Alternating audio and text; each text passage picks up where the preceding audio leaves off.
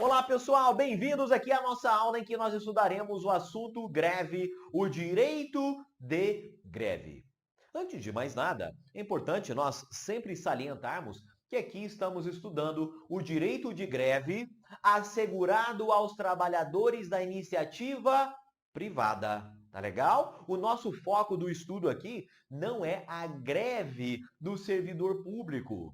A greve do servidor público, ela é regida por outros dispositivos legais, né? Outros dispositivos, principalmente constitucionais, e uma forte carga de jurisprudência do Supremo. É legal? Agora, aqui nós falaremos do direito de greve dos trabalhadores da iniciativa privada, especialmente ali dos trabalhadores seletistas. Tá legal? Então vamos lá. Nós vamos iniciar aqui o nosso bate-papo começando, né, pelas regras constitucionais atinentes ao direito de greve. Tá legal? E quando a gente fala em direito de greve de empregado seletista, nós temos que nos lembrar do artigo 9º, tá bem? Do artigo 9º da Constituição. Opa, importante trocar aqui a cor da caneta, do artigo 9º da Constituição Federal. Tá legal? Se estivéssemos tratando aqui do direito de greve dos servidores públicos, nós iríamos lá para o artigo 37 da Constituição Federal. Mas aqui, direito de greve dos trabalhadores da iniciativa privada, a gente fica aqui no artigo 9º da Constituição. Tá legal? Muito bem. Então diz lá o Constituinte que fica assegurado o direito de greve, tá bem? Então é direito sim dos trabalhadores, né, exercer ali, deflagrarem greves. E compete aos trabalhadores, tá bem? Aqui não consta empregador, aqui não consta, né, outras associações, né? Compete aos trabalhadores, tá bem? Decidir sobre a oportunidade, tá? Sobre o momento de exercer esse direito de greve, tá legal? E sobre qual seria a pauta, quais seriam as reivindicações do movimento grevista. Então, compete aos trabalhadores decidir sobre a oportunidade de exercer esse direito e sobre os interesses que devam, por meio dele, por meio do direito de greve, defender. Tá legal? As famosas reivindicações dos grevistas. Então, até aqui, tudo bem, né? Inclusive, a gente vai ver que esse caput aqui do artigo 9º da Constituição Federal, ele, né, tem ali uma forte similitude com o artigo 1º, tá? Ele é igual ali ao artigo 1º da Lei de Greve, tá? A Lei de Greve, a atual Lei de Greve, é a Lei 7783 de 89. Tá bem? Então aqui a gente já está estudando o que consta na Constituição Federal, né? E já é um artigo inaugural lá também da Lei de Greve, Lei 7783. Bacana. Esta lei, amigos, que a gente já até começou falando sobre ela aqui com vocês, essa Lei 7783, ela é mencionada aqui, ó, no parágrafo 1º do artigo 9º. Diz lá que a lei, tá bem? Não é decreto, tá? Aqui também não existe lei complementar, é a lei ordinária, tá? É a lei, ponto. A lei definirá os serviços ou atividades essenciais, bem? E disporá sobre o atendimento das necessidades inadiáveis da comunidade. Bacana? Então, o que está dizendo aqui esse parágrafo 1º? Que fica assegurado o direito de greve, tá legal? Agora, a Constituição não esgotou, né, e nem tem essa pretensão, ainda que seja uma Constituição analítica, ela não tem a pretensão de esgotar o assunto. Então, ela remeteu à lei a definição de uma série de assuntos. Um desses assuntos é a definição de serviços barra atividades que são consideradas essenciais. Tá bem? Não é que nessas atividades essenciais não se possa realizar greve. A gente vai ver mais à frente que pode sim fazer greve, inclusive atividade essencial. Agora, tem alguns limites, tem algumas restrições adicionais quando a greve se dá sobre atividades consideradas por lei essenciais. E além disso, existe, né, além das atividades essenciais, existe um núcleo muito básico, um núcleo realmente mais do que essencial, tá bem? que é o que o Constituinte chamou aqui de necessidades inadiáveis da comunidade.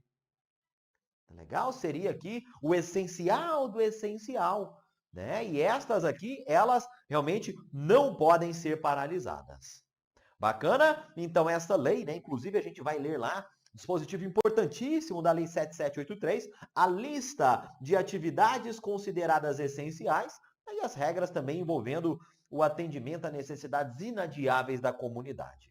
Bacana? Muito bem. A gente sabe, né, que o direito de greve, ele não é um direito ilimitado, tá? Os trabalhadores têm sim esse direito, mas ele não é um direito absoluto. Ele encontra uma série de limites estes previstos na Lei 7783, como, por exemplo, a realização de greve em atividades essenciais, né? Tem ali uma série de formalidades que devem ser observadas. Agora, o que acontece? Se os trabalhadores vão lá e descumprem esses limites, a greve que eles estão realizando, ela deixa de ser considerada uma greve legítima, tá bem? E ela passa, atenção à terminologia aqui, ela passa a ser considerada uma greve abusiva. Então, há situações em que a lei considera que houve um abuso no direito de greve. Tá legal? Então, né, nessas situações, a greve será chamada de abusiva e aí, né, há uma série de repercussões quando a greve é taxada ali de abusiva. Bacana? Até agora, pessoal, a gente está falando só sobre o texto constitucional. Já tem uma série de questões de prova que são extraídas aqui desses três dispositivos, caput, parágrafo 1º e 2º, tá bem? Mas nós vamos mais.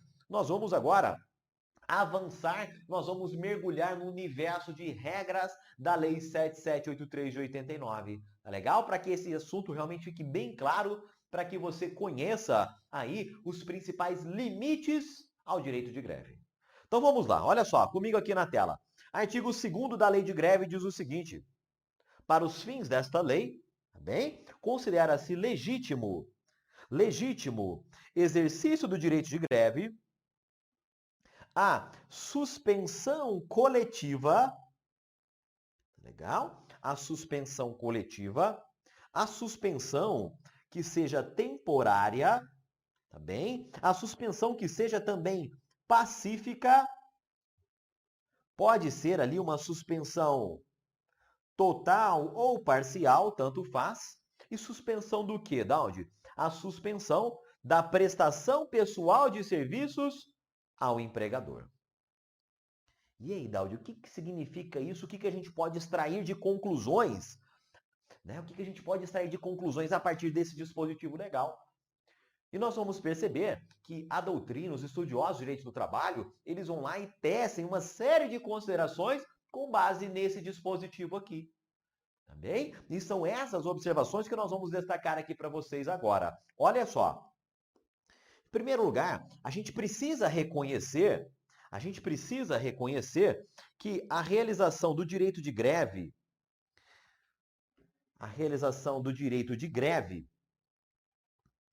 na verdade, a realização, deflagração de uma greve, constitui um mecanismo de autotutela. Tá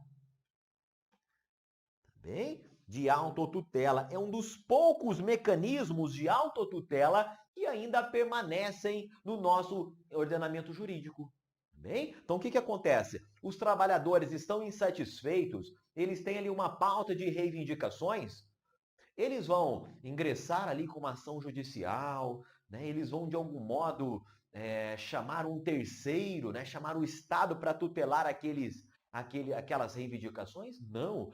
Eles próprios vão pressionar o seu empregador, né, para que eles realmente consigam obter aquelas reivindicações. Então, como eles próprios estão agindo, nós estamos diante, sim, de um mecanismo de autotutela. Tá bem? Já sabemos que não é um direito ilimitado, né? Então, essa autotutela vai encontrar alguns limites, né? E em muitas ocasiões, o Poder Judiciário, a Justiça do Trabalho, ela é chamada para avaliar se a greve é legítima ou se a greve é abusiva. Tá bem? Mas fato é mecanismo de autotutela.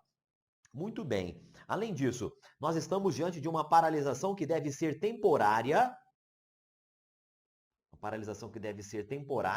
né, da prestação de trabalhos pelos empregados, Tá? É uma paralisação, a greve é necessariamente um movimento, amigos, pacífico. É necessariamente um movimento pacífico.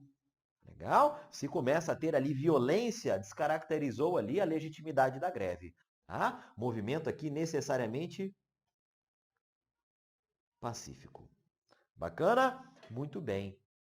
A realização da greve depende, pessoal, de uma decisão de uma coletividade de trabalhadores. Então é o seguinte, imagine só, o Dowd é empregado ali de uma empresa, né, da iniciativa privada. Imagine só, eu sou empregado do Estratégia Concursos, bacana. Né? E um belo dia eu acordei ali chateado, né, com a pá virada naquele dia e eu já ligo para o meu chefe e falo, olha, a partir de hoje eu estou de greve. Opa, alto lá. Né? E o meu chefe já entende direito do trabalho, ele já fala comigo, fala, olha, mas o único trabalhador, ele não pode deflagrar uma greve. Exige o artigo 2º da lei de greve que seja um movimento coletivo, tá bem? Então, é necessário que nós tenhamos ali aquela suspensão, aquela paralisação, a partir da decisão, não de um único empregado, mas de uma coletividade de empregados, tá bem? Olha só, é importante nós frisarmos que não se exige a totalidade da categoria, tá? É necessário que nós tenhamos ali um grupo de trabalhadores, né? Mas não necessariamente, né? Isso aqui se confunde com a totalidade, com 100% ali da categoria. Tá? Pode ser que muitas vezes, né, uma parcela expressiva da categoria decida por deflagrar a greve, tá? Mas não 100% dos trabalhadores. Legal? Então, é um movimento que exige ali a coletividade, tá? E agora, uma outra observação importante, né, que eu já vi cair em prova, é o seguinte: reparem que esta suspensão, ela pode ser total ou parcial. E aí, Daldi, o que significa isso? Muitas vezes, os trabalhadores paralisam não todas as atividades de uma empresa. Muitas vezes são paralisados ali alguns estabelecimentos. Então, os estabelecimentos ali no município do Rio de Janeiro entram em greve, mas os estabelecimentos lá no município de São Paulo, da mesma empresa, do mesmo empregador, eles não entram em greve, tá bem? Muitas vezes entram em greve ali apenas alguns setores da minha empresa. E não há nenhum problema nisso, tá legal? Então, não se exige nem a totalidade da categoria e também não se exige que aquela paralisação atinja 100% da empresa, tá bem? Pode ocorrer ali a greve em alguns estabelecimentos, em alguns setores e eventualmente até em algumas empresas. Bacana? Tudo isso, amigos, a doutrina extrai a partir da interpretação desse artigo 2º caput da Lei 7783. Bacana? Muito bem. Então a gente já sabe o que é greve. Tá? É um mecanismo de autotutela a partir do qual os trabalhadores, não os empregadores, os trabalhadores suspendem a prestação de serviços, legal? Buscando reivindicar, buscando pressionar o empregador ali, né? Por uma série de questões, tá legal? Esse movimento deve ser temporário, esse movimento deve ser pacífico, ele deve envolver uma coletividade de trabalhadores e não a integralidade da categoria, e ele pode ser um movimento ali total ou parcial. Legal? E aí a gente tem essas principais características do movimento grevista. Bacana? Tudo certo até aqui? Então a gente pode avançar.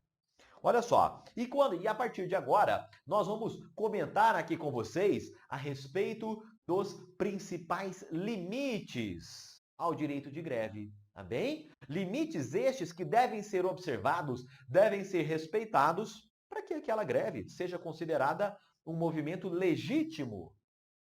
E que ela ganhe realmente a proteção da lei, a proteção da justiça do trabalho.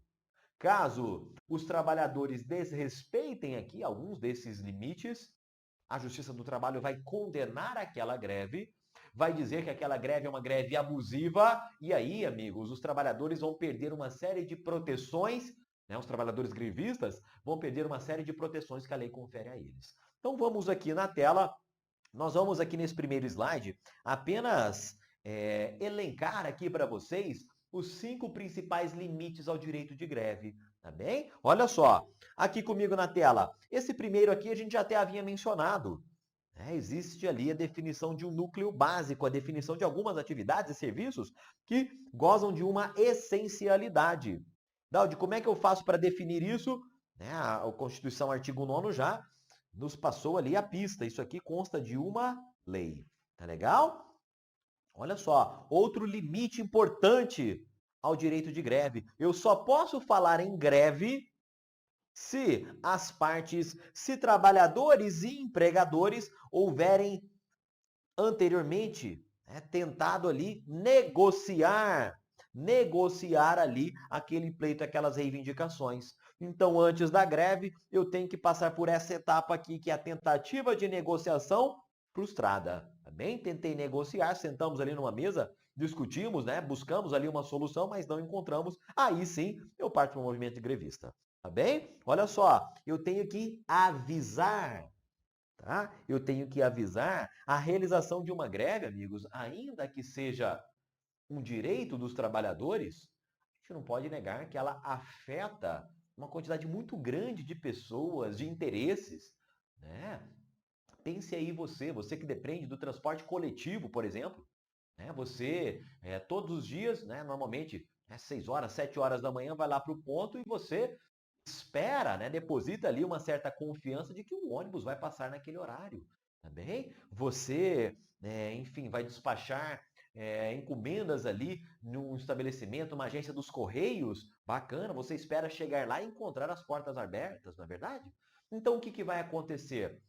Como esse movimento, essa suspensão dos trabalhos afeta uma quantidade muito grande de pessoas, são vidas ali que são afetadas, o legislador exige um aviso em relação à greve. Então, antes de deflagrar a greve, antes da paralisação, tem que avisar ali com uma certa antecedência. A gente vai ver isso mais à frente. Tá legal? O que mais?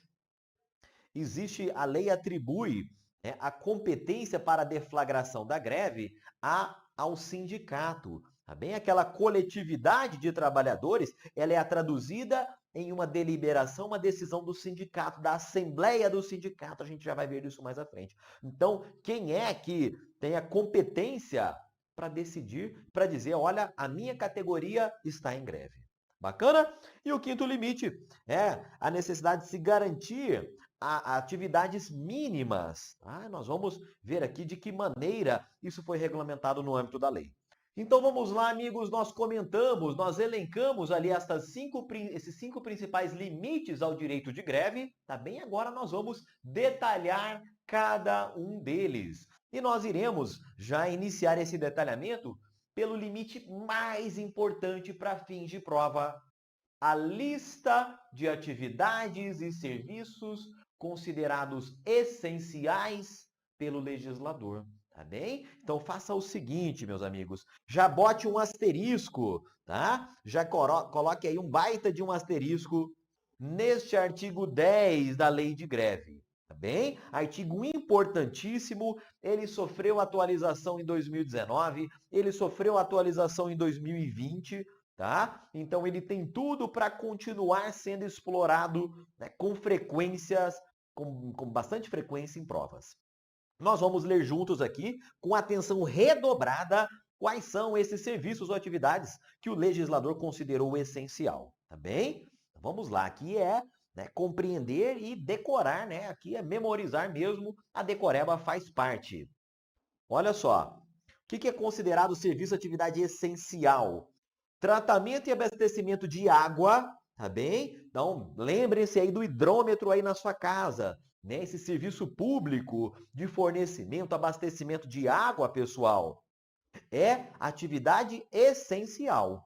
Bacana? O que mais? Pense aí na sua casa, a água, o que você precisa também que é essencial para você sobreviver, viver bem aí com comodidade. Energia elétrica tá? Também é um serviço público. E aqui, tanto a produção como a distribuição da energia elétrica é serviço essencial, tá bem? Produção e distribuição de gás, tá? De gás e de combustíveis, tá bem? De gás e de combustíveis, né? Há algum tempo, há alguns anos, nós tivemos uma, chamava-se lá de greve dos caminhoneiros, né?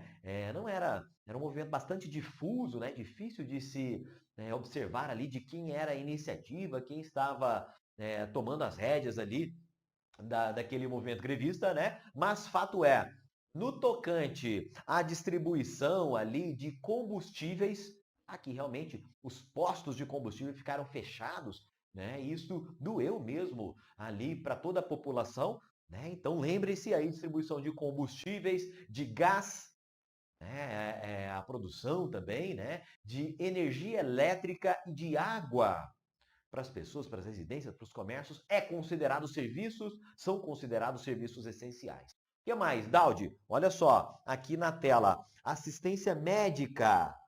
Tá? Teve problema de saúde, precisa do médico, é essencial. Assistência hospitalar, precisou de um pequeno procedimento, de uma cirurgia de emergência, essencial. Tá bem?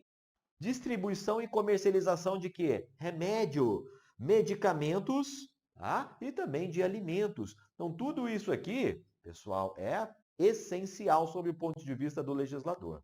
Bem? Serviços funerários, tá? Serviços funerários, então, aquele velório, né? Preparar ali o corpo para o enterro, aquilo, né? Pense aí, né? Se de algum modo se aquilo ali parasse eventualmente, né? Realmente tem uma carga de essencialidade muito grande. Transporte coletivo, né, dispensa comentários, né, tem caráter essencial, a própria Constituição Federal menciona a essencialidade do transporte coletivo intramunicipal de passageiros, não é verdade? Então pegou ali, pense no ônibus, no coletivo que você pega aí na sua cidade, aquilo é essencial. Bem, serviço público, inclusive, né? E serviço público essencial. Muito bem, pessoal. Segunda parte aqui desta lista de atividades essenciais, né? Tema importante em provas. Venham aqui comigo na tela. Olha só. O que mais que é considerado atividade de serviço essencial? Captação e tratamento de esgoto, tá bem? Pense aí no esgoto da sua casa, né? Captação, tratamento aí de lixo. Então imagine se esses serviços paralisassem ali 100%, a dificuldade que isso iria gerar para a população, tá bem? Então são serviços públicos, e são também consideradas atividades essenciais para fins de greve. Serviços de telecomunicações, tá? Então falou ali, né, todos esses serviços de telefonia, de dados, tá? Se é telecom, é serviço essencial, a comunicação ali pela população é algo essencial, né? Algo que realmente dói ali, né? E é por esse motivo que o legislador optou por considerar telecom atividade de serviço essencial. Tá bem? O que mais, pessoal? Agora a gente vai trazer aqui atividades essenciais bastante variadas, tá? Notem aí. A partir de agora, vamos tratar aqui da guarda, uso e controle de quê? Substância radioativa, tá legal? Substâncias radioativas, equipamentos e materiais nucleares. Tá? Então, são situações, né, são substâncias que têm ali um risco de gerar uma contaminação, de gerar uma série de problemas, né, de danos à saúde da população. Então, é por esse motivo que guarda, uso e controle dessas substâncias também foram alçados à lista de atividades essenciais. O que mais? O processamento de dados. Processamento de dados que estiver ligado aos serviços essenciais, tá bem? Imagine só, para eu fazer ali o recolhimento de lixo, a captação de esgoto, né, que é uma atividade essencial, são necessários várias atividades várias atividades acessórias de processamento de dados, tá bem? Então, esses processamentos de dados dos quais depende a prestação de serviços essenciais, né? E estes também foram considerados ali por tabela atividades essenciais. Tá legal? O que mais? Controle de tráfego aéreo, tá? Controle de tráfego aéreo. Aí nós tivemos há muitos anos no Brasil um problema ali, né, de controladores, de paralisação das atividades do controlador de tráfego aéreo.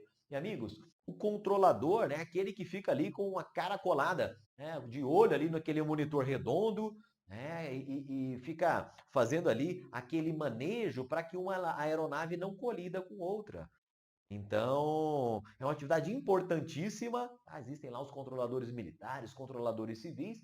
Fato é que, tratando-se ali de vínculos seletistas, os controladores, aquela atividade de controle de tráfego aéreo é essencial. Agora, notem, amigos, observação importante aqui. Olha só, a partir de 2019, tá? A partir de 2019, a navegação aérea também passou a ser considerada uma atividade essencial, tá bem? Até 2019, né, o inciso 10 parava aqui, ó, controle de tráfego aéreo, e a partir de 2019 inseriu-se também a navegação aérea. Então, se cair lá na sua prova, navegação aérea, atividade essencial, também, né? Isso aí também estará correto. O que mais, pessoal?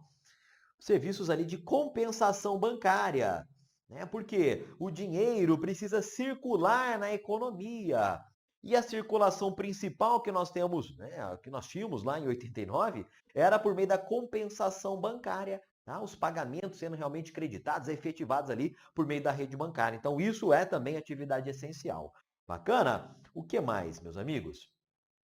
Olha só, agora, a partir de agora, nesse terceiro bloquinho aqui das atividades essenciais, nós temos nós temos 3 incisos inseridos em 2019, tá? E um inciso inserido em 2020, fruto de uma conversão de uma medida provisória. Legal? O que está aqui, pessoal? Olha só, atividades médico-periciais, tá? Lembre-se lá do médico-perito, tá? Médico-periciais relacionadas com o INSS, relacionadas com o regime geral de previdência social, tá legal? Relacionadas com o RGPS e assistência social, tá bem? Então lembre-se lá da figura, né, do médico perito do INSS. O que mais? Atividades médico-periciais que estejam relacionadas com impedimento físico, mental, intelectual, sensorial da PCD, da pessoa com deficiência, por meio da integração de equipes multiprofissionais e interdisciplinares para fins de reconhecimento de direitos previstos onde? No Estatuto da Pessoa com Deficiência. Tá legal? Então, aquele médico perito, né, aquelas equipes que trabalham ali, de algum modo, né, em favor de PCD, de pessoas com deficiência, nessa atividade de perícia, aquilo também é atividade essencial. Tá bem? Por quê? O que vai acontecer? Muitas vezes, a pessoa com deficiência, ela depende de um laudo médico, de um relatório do perito, para que ela possa efetivamente exercer ali o seu direito previsto lá no Estatuto da PCD. Tá bem? Então, né, vejam aí a essencialidade que foi conferida a essa atividade, esse laudo que o perito fornece ali para a pessoa com deficiência. Bacana? O que mais? Aqui de volta à tela. Outras prestações médico-periciais da carreira de perito médico federal, indispensáveis ao atendimento das necessidades inadiáveis da comunidade. Então, médico-perito ali, né, federal de um modo geral. Bacana? E para a gente fechar aqui, atividades portuárias.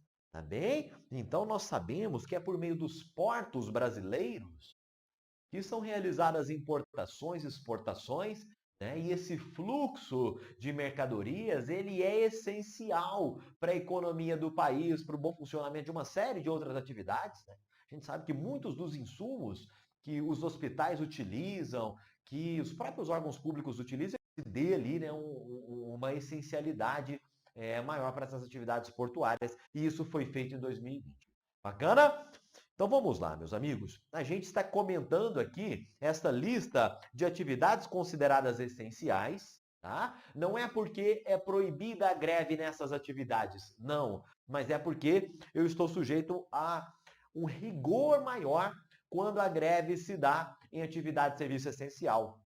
E quais são estas regras mais rígidas em greve de serviço essencial? E elas constam, amigos, né? Se nós estávamos lendo anteriormente o artigo 10, elas vão constar aqui do artigo 11, tá bem? E indiretamente aqui do artigo 12.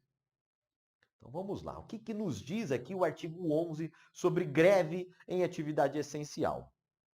Então ele vai dizer o seguinte, olha só.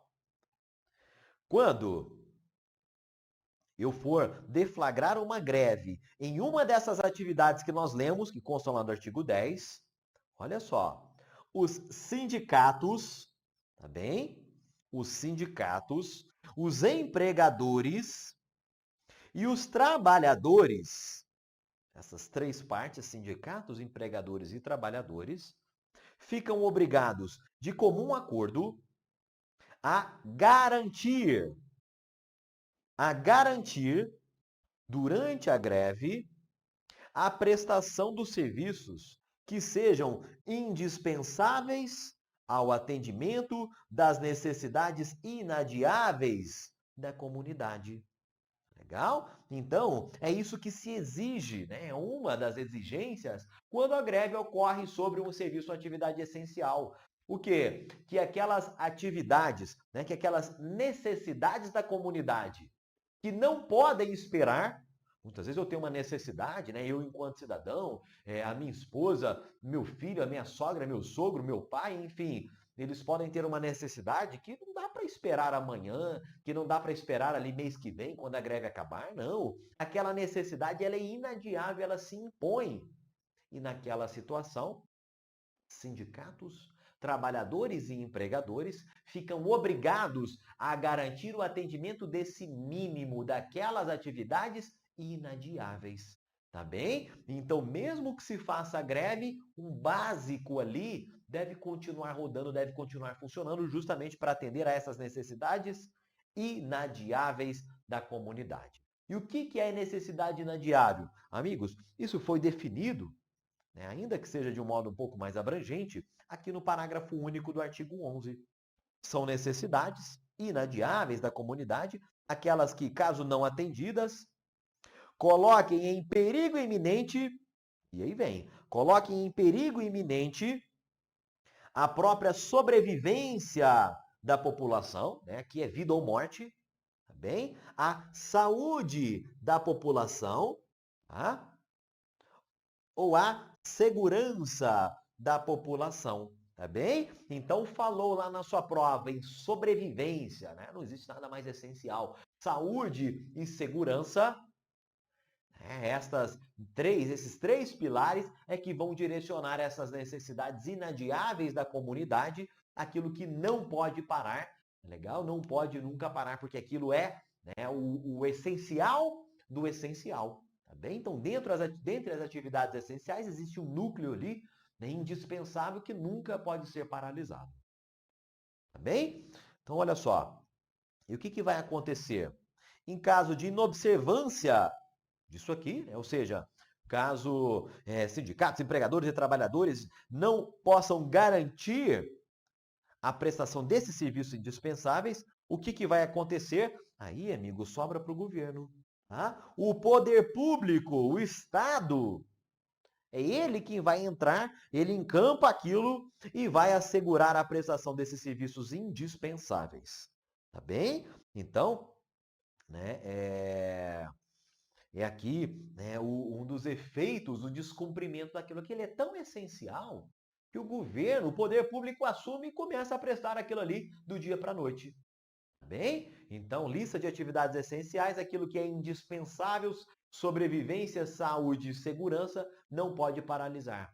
Se paralisa, entra o poder público e presta aquele serviço.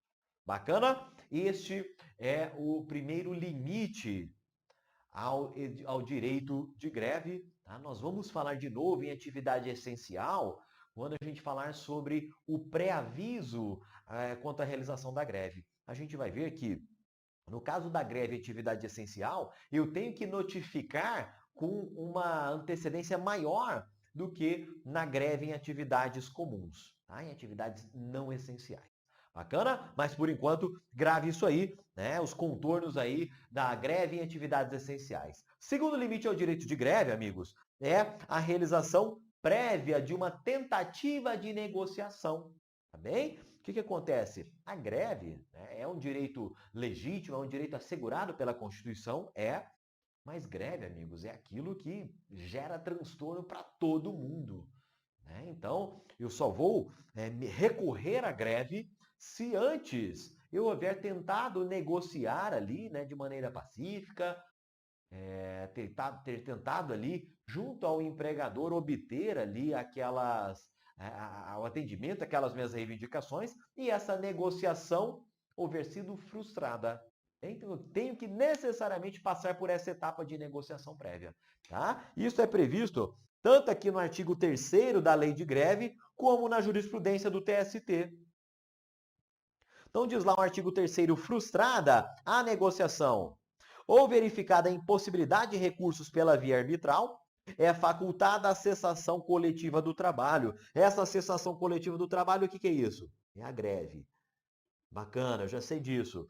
Mas vejam, olha o requisito aparecendo aqui. Frustrada a negociação. Tá bem? Frustrada a negociação ou ainda verificar a impossibilidade de recursos na via arbitral, né? Quando existe ali um árbitro eleito pelas partes, né? Aí sim é que surge o direito de realizar a greve. Bem? Nesse sentido, entende o TST, tá? Que é considerada abusiva a greve levada a efeito sem que as partes hajam tentado, direta e pacificamente, solucionar o conflito que lhe constitui o objeto. Tá? Então tem que tentar previamente esta negociação ali, né? Esta solução daquele conflito, tá? E esta negociação deve ter sido ali direta e pacífica.